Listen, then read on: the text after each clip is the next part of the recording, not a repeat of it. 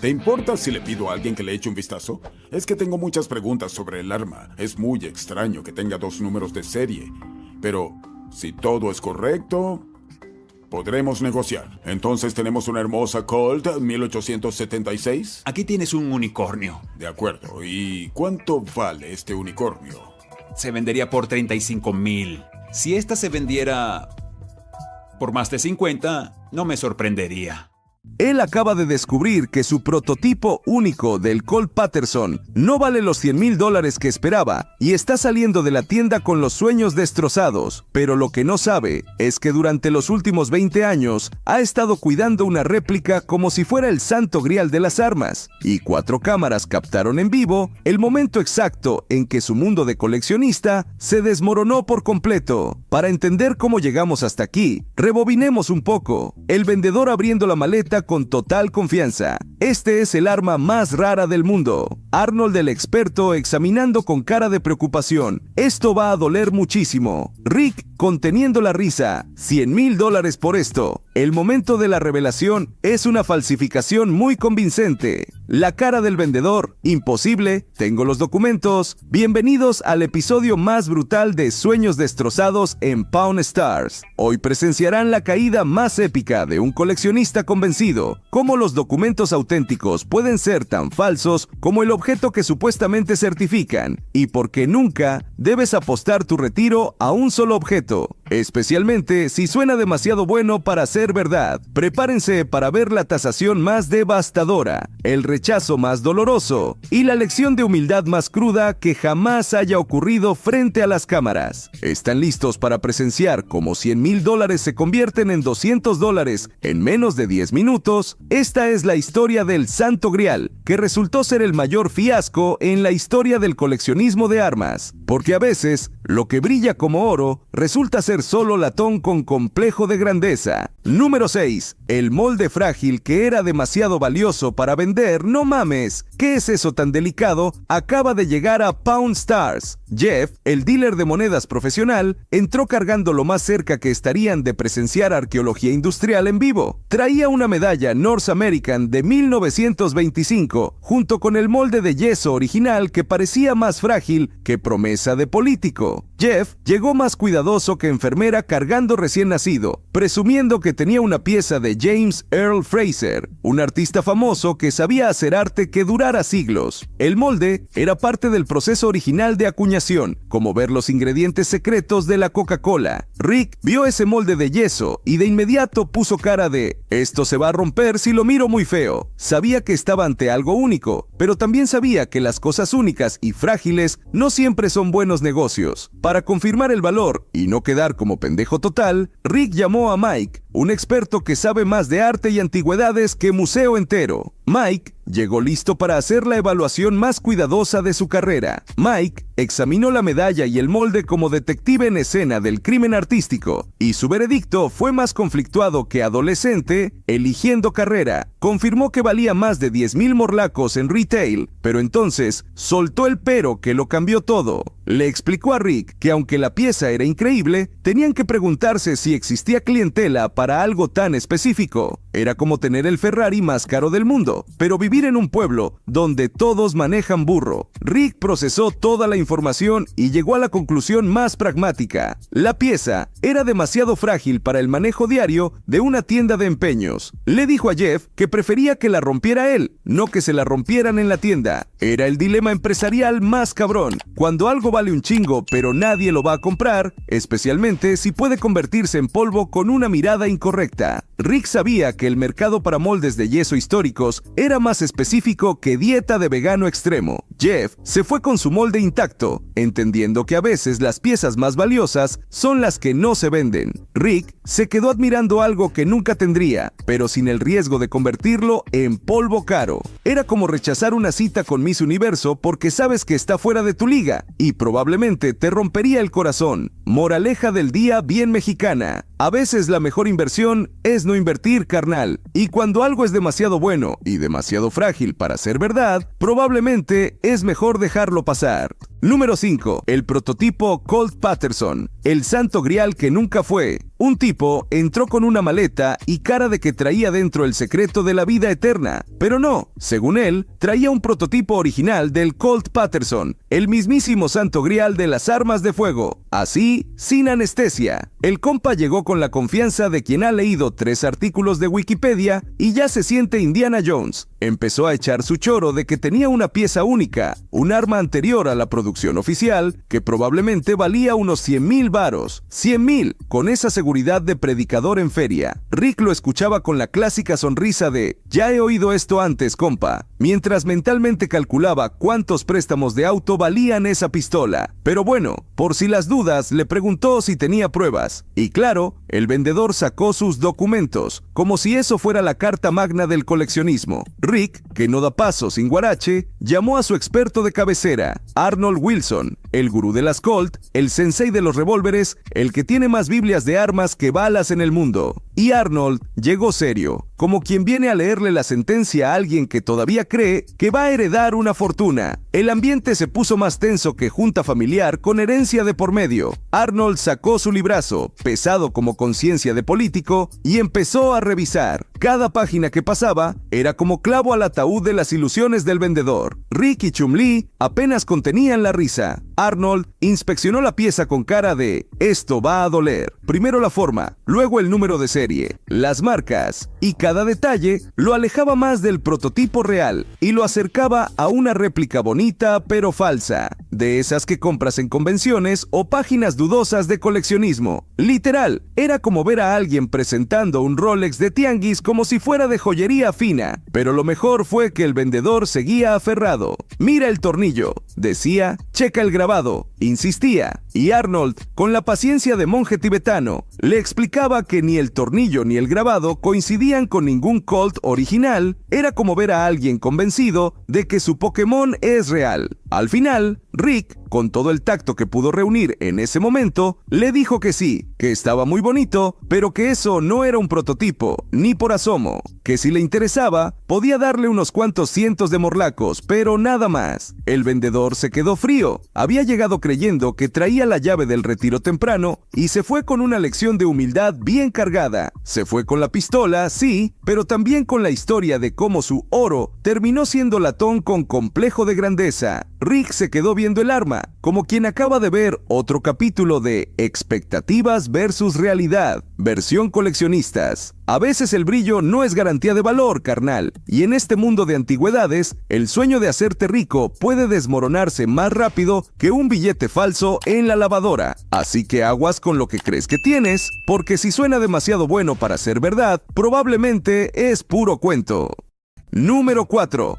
El barco de plata que navegó directo a la cruda realidad. Órale, qué chingado tan reluciente se apareció en Pawn Stars. Un compa de Chicago, enemigo natural de los Vikings por razones geográficas y deportivas, entró a la tienda cargando lo que, a primera vista, parecía un centro de mesa bien mamón para cenas de Navidad con suegra rica. Pero no, resultó ser un barquito vikingo Gorham de 1925, hecho de pura plata esterlina y con más estilo que yate de narcotraficante reformado. El tipo llegó con esa mezcla entre nostalgia de abuela y esperanza de quinceañero comprando su primer rastrillo. Te juro que si pudiera, el compa le hubiera puesto música de violines de fondo a su entrada. Según él, esa joyita familiar llevaba décadas adornando mesas finas, de esas donde hasta el pan se sirve con pinzas de plata y los tenedores se alinean mejor que en desfile militar. Rick, que tiene un radar para detectar objetos caros desde 3 metros, lo vio y se le prendió el chip de historiador de comedor. Ahí mismo, empezó a soltar datos que ni en Wikipedia encuentras. Que Gorham fue la marca número 1 en platería gringa, que hasta Abraham Lincoln tenía una vajilla completa en la Casa Blanca, y que en esos tiempos tener una cuchara Gorham era como tener 1,000,000 de followers, pero sin necesidad de bailes ridículos en TikTok. El vendedor lo escuchaba con cara de «Ajá, eso mismo digo yo, ahora dame mis $1,300 por favor». Pobrecito, pero entonces ¡pum! Rick le lanza la granada de la verdad envuelta en papel plata. El mercado de platería antigua está muerto, pero no muerto tipo está lento. No, muerto tipo velorio con flores marchitas. Le explicó que por más bonito que estuviera el barquito, lo que realmente valía era su peso en plata, literal, o sea, lo mismo que pagarías por fundir una cadena rota en la casa de empeño del barrio. El golpe fue fuerte. El vendedor, que esperaba al menos unos 1,200 varos, recibió una oferta que le bajó el azúcar, 400 pesitos. Sí, así como lo oyes. Rick, sin anestesia, fue como descubrir que tu primera edición de vinilos solo vale lo que pesa, pero en tristeza. Después de un regateo digno de tianguis dominical, el vendedor logró arañar 450 morlacos. No era el botín vikingo que había imaginado, pero al menos no se fue con las manos vacías. Rick incluso le soltó una broma de Norway José, intentando que el sarcasmo sirviera de curita. Y así, el barco de plata que había navegado entre generaciones, recuerdos familiares y cenas navideñas elegantes, terminó anclado en la realidad dura del comercio moderno. Lo sentimental no paga la renta, carnal. Rick se quedó con el barquito, probablemente destinado a estar en una vitrina, acumulando polvo más tiempo que el Titanic en el fondo del Atlántico. Moraleja del día, estilo cantina. En este negocio no basta con que brille, porque aunque tu objeto sea de plata pura y tenga historia para escribir una telenovela, si nadie lo quiere, es básicamente una figurita fancy, que vale lo mismo que 1 kilo de tornillos. Número 3. Las espadas que nadie puede comprar. Museo ambulante de Laird. Y justo cuando pensabas que ya habías visto de todo en el Gold and Silver, ¡zas! Aparece Laird, el Indiana Jones de las armas antiguas, caminando como si fuera el dueño del Valhalla, cargando 2 espadas vikingas que no venían a venderse, venían a humillar. Sí, el buen Laird regresó, pero esta vez no como experto de apoyo, sino como el tipo que llega con los juguetes más caros al recreo. Traía no una, sino 2 espadas vikingas auténticas. Y cuando digo auténticas, no me refiero a las que venden en la feria medieval con luces LED y mango de plástico. No, estas espadas eran más reales que tus traumas de la infancia y costaban más que tu carro, tu casa y probablemente tu riñón. Rick, en cuanto las vio, se le iluminó la cara. Ese brillo que solo aparece cuando huele una joya histórica, aunque sabe que su billetera va a llorar. Las espadas estaban impecables. Una era precristiana, decorada con un nivel de detalle que parecía obra de joyero vikingo con trastorno obsesivo compulsivo. Y la otra, ya cristianizada, traía la famosa inscripción Niso me fecit, traducción, Niso me hizo. O sea, firmada por el mismísimo maestro herrero como si fuera el Da Vinci de las espadas. Y ahí tienes a Laird dándose su taco como si estuviera en una cátedra de historia con filo, explicando que el acero tenía exactamente 0,8% de carbono, que esa mezcla era la receta secreta para que la espada fuera lo suficientemente dura como para decapitar a un enemigo, pero también flexible como para no romperse si se le caía al portador en plena batalla. Una mezcla de precisión metalúrgica y brutalidad medieval que solo los vikingos sabían manejar. Rick, con su clásico equilibrio entre emoción y realidad, intentó tantear el terreno. Medio en broma, medio en serio, preguntó si podía llevarse una por mitad de precio. Laird solo se rió, de esa risa elegante y pasiva-agresiva que uno suelta cuando alguien te pregunta si le puedes prestar tu Ferrari para una vuelta. No, Rick, estas espadas no estaban a la venta, ni hoy, ni mañana, ni en el apocalipsis, porque claro, Laird no vino a vender, vino a presumir, a mostrar que existen niveles de coleccionismo donde el dinero ya no importa, solo el ego. Y ese ego iba afilado, igual que las espadas. Rick lo entendió desde el primer segundo, pero igual disfrutó la visita como quien entra a una galería de arte sabiendo que ni los postales puede pagar. Laird se fue con sus espadas tal como llegó, sin perder un solo tornillo ni una sola moneda, y Rick se quedó ahí, viendo como el museo ambulante se alejaba por la puerta sin haber dejado ni una oferta. Hay cosas que ni todo el oro de Las Vegas puede comprar, y a veces el que entra a Pawn Stars no busca vender, solo quiere que todos vean lo que jamás podrán tener. Número 2. El tesoro escondido de James, o como casi tira a la basura $9,000 sin saberlo. Hay gente que va al tianguis y regatea por una taza rota, y luego está James, que entró a la tienda como quien llega a entregar el reciclaje. una bolsa llena de metal oxidado, piezas sueltas y lo que parecía el resultado de una semana entera buscando monedas de chocolate con un detector de metales en un parque público. Pero no, según él, lo que traía no era chatarra, eran artefactos vikingos auténticos, directo desde tierras lejanas, con aroma a mitología y saqueos. Y él, como todo buen experto de sillón, venía con esa confianza infundada de quien no tiene ni la más mínima idea de lo que está vendiendo. Pero lo dice con una seguridad que hasta Rick se quedó viendo raro. Rick, que ya ha visto de todo, desde momias hasta cepillos de dientes de Napoleón, miró esa montaña de fierros oxidados y soltó la clásica: esto parece más basura de jardín que tesoro ancestral. Pero como buen profesional, no lo dijo con desprecio, lo dijo con esa curiosidad morbosa de quien sabe que a veces las mejores historias vienen envueltas en óxido. James empezó a contar de dónde sacó esa maravilla, que si un amigo anticuario en Inglaterra, que si un intercambio raro, que si la abuela del vecino del primo del cuñado tenía una colección. Cada vez sonaba más a excusa inventada para justificar por qué traía en la bolsa lo que parecía la caja de tornillos de un mecánico medieval. Y como en todo buen episodio de "esto podría ser oro" o una estafa, Rick no se quiso arriesgar. Llamó a su experto vikingo de confianza, Laird, el tipo que si le das una astilla oxidada te dice si fue usada por un guerrero nórdico o si venía en una caja de cereal de los 80. Laird llegó como Thor pero con gafas de historiador. Se agachó, inspeccionó cada pieza como si fueran pistas en una escena del crimen y empezó a soltar datos que solo él y 5 arqueólogos en el mundo conocen. Confirmó que la mayoría de las piezas eran de tipo Baltic Viking, es decir, con suerte estuvieron en la misma época que los vikingos, pero no exactamente en el mismo barco. Hasta ahí, todo normal, hasta que Laird, con ojos de águila entrenada, detectó una joyita entre la mugre, un brazalete, pero no cualquier brazalete,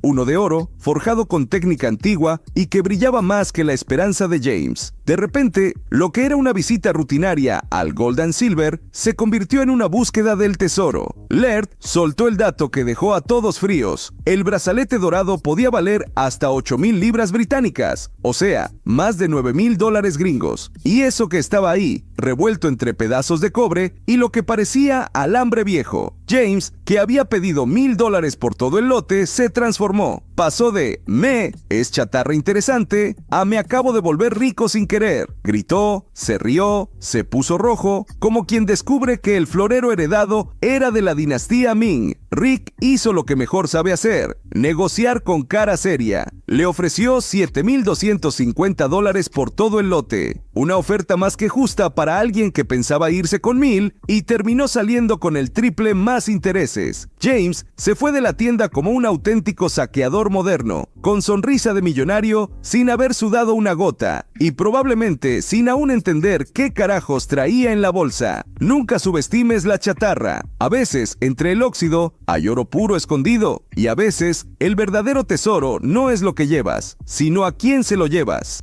Número 1.